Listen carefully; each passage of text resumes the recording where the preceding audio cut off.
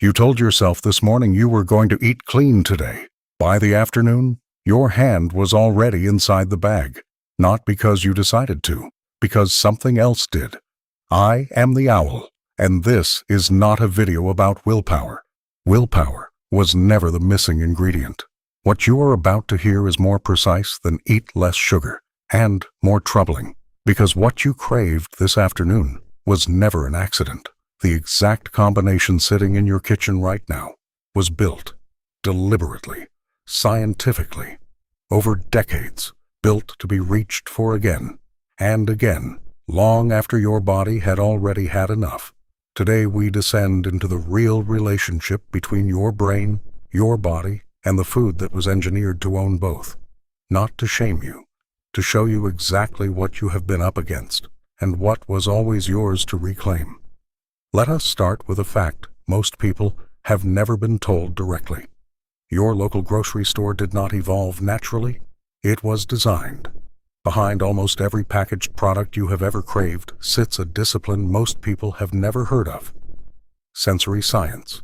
Food scientists precisely calibrate the ratio of sugar, fat, and salt in a product until they find what the industry itself has a name for: the bliss point.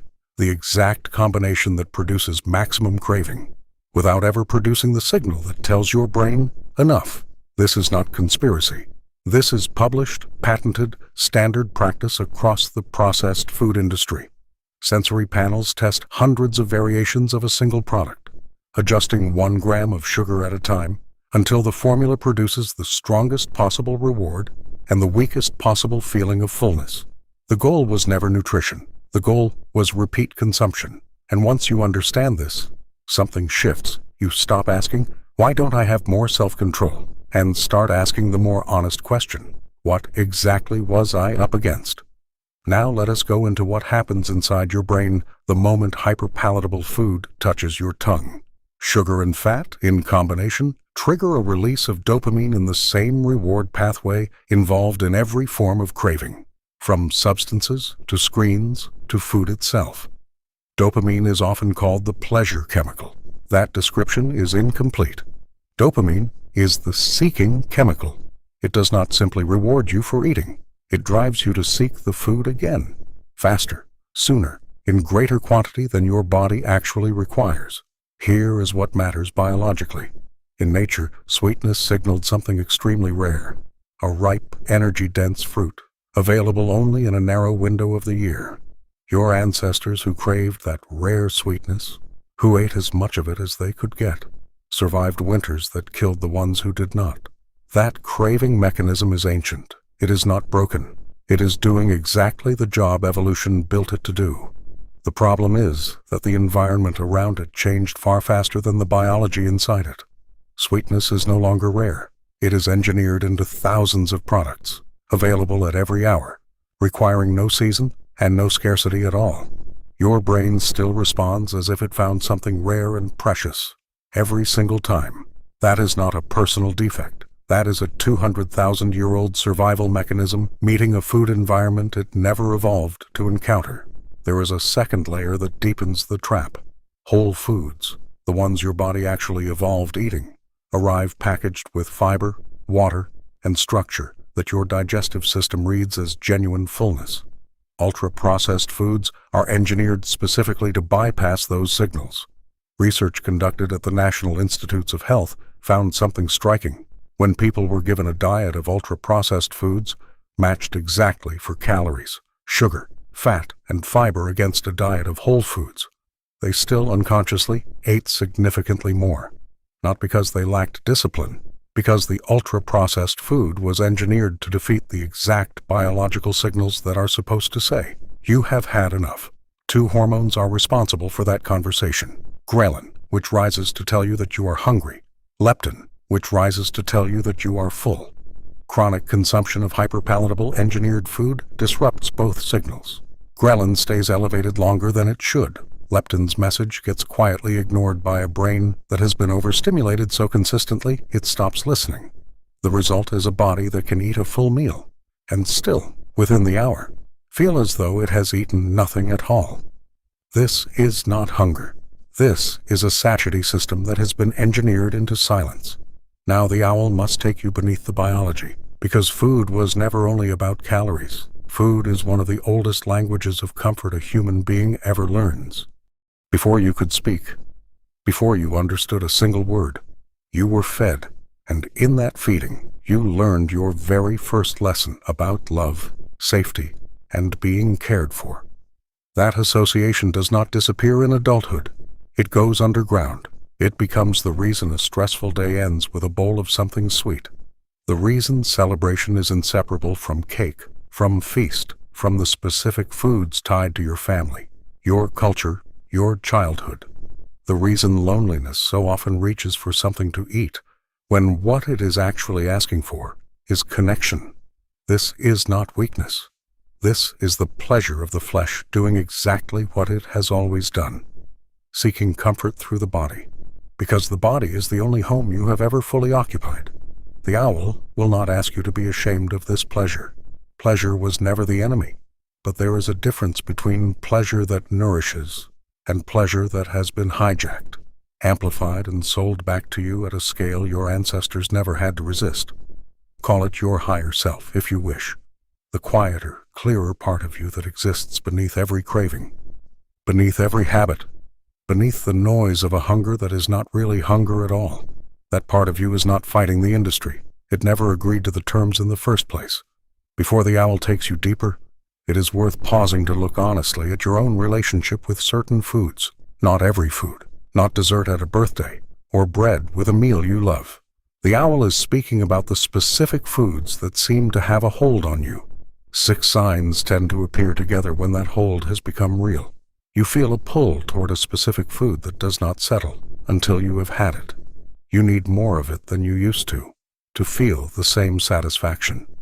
It starts taking up mental space, hiding wrappers, eating alone, losing interest in things that used to matter to you.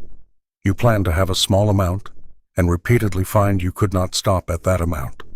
When you try to go without it, something like withdrawal shows up, irritability, headaches, a mood that will not settle, and you keep eating it, even while watching it cost you your energy, your confidence, your health. If several of these sound familiar for one particular food, that food deserves your honest attention, not your shame. Your attention. Here are 2 sentences worth finishing on paper, not in your head, actually written down. Finish this honestly. The food I cannot seem to leave alone is... Write the food. Be specific. Be honest. Finish this one too. I know the old pattern has started again when I open the cupboard even though I'm not hungry. I tell myself I will start again tomorrow. I am tired after a long day and reach for delivery apps. I skip a real meal and then cannot stop snacking at night. This is not about becoming someone who fears food. It is about seeing the runway before the plane has already left the ground. Here is something the owl must introduce carefully, because it touches territory both ancient and strange. The ancient Greeks had a word, demon. Centuries of translation have turned it into something sinister, but the original meaning was different. A demon, in the oldest sense, was not evil. It was a presence, something that moved through a person, driving action, without being fully the person itself. Modern science has found something that resembles this old idea more closely than most people expect.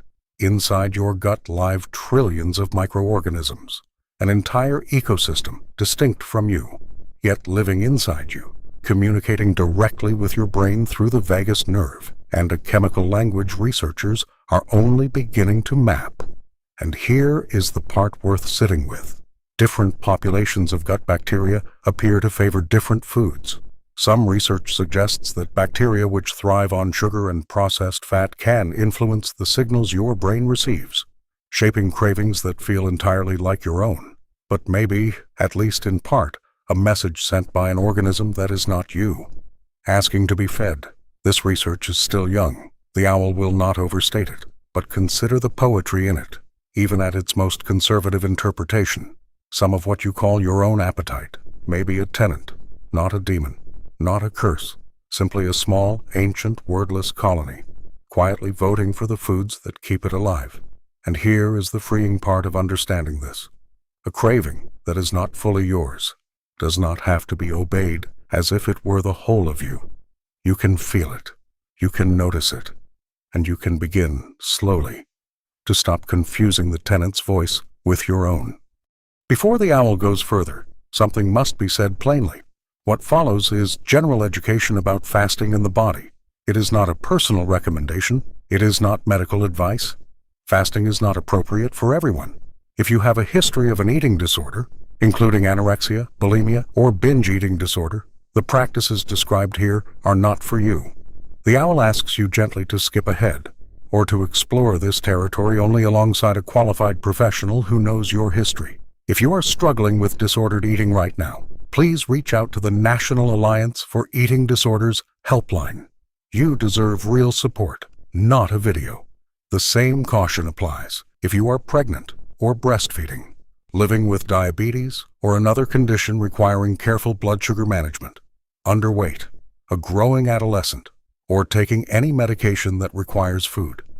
If any of this describes you, please speak with a doctor before changing how or when you eat, and know that your value and your path forward are not diminished in any way by skipping this section entirely. For everyone else, here is what the science and the history of human civilization have both discovered. Independently, thousands of years apart, every major spiritual tradition on Earth developed independently across cultures that never had contact with each other, arrived at the same practice: periods of eating, followed by periods of not eating. Ramadan, Lent, Yom Kippur, the fasting traditions of Buddhist monks, the vision quests of indigenous cultures across multiple continents. None of these traditions had access to modern biology, and yet they all discovered something the laboratory would only confirm centuries later. In 2016, a scientist named Yoshinori Ohsumi won the Nobel Prize in Medicine for identifying a process called autophagy, literally self-eating. When your body goes for a sustained period without incoming food, it does not simply wait. It begins a cellular cleanup process. Damaged proteins, malfunctioning cellular components, material that has outlived its usefulness. The body begins breaking it down and recycling it for raw material.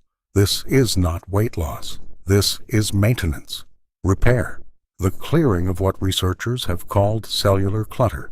The body your ancestors lived in evolved with regular periods of not eating built into it, by necessity. Food was not always available on demand. Modern life removed the periods of absence, and in many people, the body has simply never been asked to perform this cleanup in years. The owl offers you 3 layers of what this research and this ancient cross-cultural practice consistently points toward. For the body, autophagy, cellular repair. In many people, improved regulation of blood sugar and insulin once the constant stream of incoming sugar is removed long enough for the system to recalibrate. For the mind, many people report a specific mental clarity during structured periods without food, likely connected to the stability of blood sugar, and during longer fasts, the brain's ability to draw on ketones, an alternative fuel source some researchers believe may support focus and reduce the fog created by constant blood sugar spikes and crashes. A small but genuinely striking study published in 2025 found something worth mentioning here. After 3 weeks of a very low-carbohydrate diet, researchers measured a 22% increase in blood flow to the brain and a 47% rise in a protein involved in brain repair and growth. The study was small, 11 people, and it looked specifically at those carrying excess weight. The owl will not hand you a number larger than the evidence can currently carry, but even at its most conservative reading, it is a genuinely promising signal that reducing the constant sugar load changes more inside your skull than most people assume, and for what the owl has called your higher self, something less measurable, but reported with striking consistency across cultures and centuries. A quieting, when the body is not constantly digesting, not constantly responding to the next hit of sugar, not constantly managing the aftermath of hyper-palatable food, something underneath the noise becomes easier to hear. This is likely why so many spiritual traditions paired fasting with prayer, meditation, and reflection. Not because hunger is holy, but because the absence of constant stimulation creates a silence in which a person can finally hear themselves. None of this requires perfection. The owl is not asking you to remove all pleasure from eating, or to treat food as an enemy. The goal is simpler: reducing your exposure to what was engineered specifically to defeat your natural signals, and rebuilding a relationship with food that is chosen rather than triggered. This looks different for different people. For some, it begins with simply noticing. Was I actually hungry, or was I reaching for comfort, for boredom, for a feeling I did not have another name for yet? For others, it begins with the environment, the same principle the owl applies to every other habit. If the engineered food is not in the house, the automatic hand has nothing to reach for. Your home should not be the place where you spend all your willpower. You already need it in the world outside: the bakery, the vending machine, the office table someone left cake on. Do not make your kitchen another battlefield. This may mean an honest conversation with the people you live with. Separate shelves, a shared understanding, an agreement that certain foods live outside the house, not inside it. Here, the owl must say something important before going further. None of this means restricting your nourishment. It does not mean eating less. It does not mean fearing food in general. There is a real difference between removing the specific foods that repeatedly take your control away and starving the body of what it actually needs. Recovery here is built on eating enough: real food, protein, vegetables, fat that satisfies, meals that leave you genuinely fed, not meals designed to leave you wanting more. The goal was never less food. The goal was food that stops being a trap. And when the moment comes, the dinner where someone pushes dessert across the table and says, "Just one," it won't hurt. It helps enormously to already know what you are going to say. "I'm good, thank you. I'm working on my energy, not tonight. I'd love the company. I'll pass on that." Short, warm, no apology required. Whole foods, the ones with fiber, water, and structure intact, begin to restore the satiety signals that engineered food was built to silence, not overnight, but consistently, if given the time. The 333 OWL method maps this transformation the same way it maps every other threshold: 3 days. The first days, without the engineered hit, are, for most people, the hardest. Cravings can arrive sharply, not because you are weak, but because a system reinforced daily is protesting its sudden absence. Headaches, irritability, and intense cravings for sugar, specifically, are common and are widely reported as the body's blood sugar and dopamine baseline begin to recalibrate. This window is not about perfection. It is about survival, without reinstalling the pattern. 3 weeks. This is where the deeper shift tends to begin. Taste buds, which regenerate on a cycle of roughly 2 to 3 weeks, begin to recalibrate. Many people report that whole foods, which tasted bland in week 1, begin to taste noticeably sweeter and more satisfying on their own, without any added sugar at all. This is also consistent with every other pattern the owl has described, a common window for relapse. Not because the craving is at its worst, but because a single "just this once" feels manageable, and the old pattern uses that feeling to reinstall itself. Do not negotiate. Replace. 3 months. By this threshold, many of the changes reported in fasting and whole food research become more consistent. Improved insulin sensitivity, more stable energy throughout the day, and, for many people, a genuine shift in what the body asks for by default. Not because willpower won, because the underlying biology recalibrated, and the tenant that used to vote loudest has, in many people, gone quiet from lack of feeding. You were never simply undisciplined.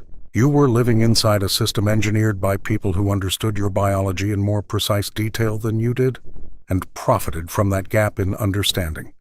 Now you know what they know: the bliss point, the dopamine loop, the hormones silenced by design, the old honest ache for comfort that food has always answered, the tenant that sometimes votes louder than you do. None of it makes you broken. All of it makes you someone who finally has the map. You are not fighting your body. You are returning it to the conversation it was always meant to have with you, instead of the one industry built to have with it instead. If this video gave you something worth sitting with, like and share it with someone who would appreciate it. Subscribe to the Owl's Burrow and descend deeper whenever you are ready. The Owl will see you there.